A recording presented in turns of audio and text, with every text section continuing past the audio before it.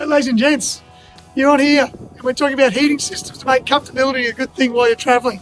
So something that a lot of people ask us about is our gas heaters and diesel heaters and different opportunities. You've got some of your cheaper heaters out there, you've got some more expensive heaters, but what people want to know really, which one should I go? Guess what? Can't answer that today for you, I'm sorry. There is opportunities if you're in a motorhome or RV, you look at the diesel heaters because you've already got the diesel on board, always a nice thing to have. But then there's other opportunities where are you going? Are you staying somewhere for 3 or 4 months? Because then it's different with LPG and how far you're going out and what's easy to get, what sort of fuel.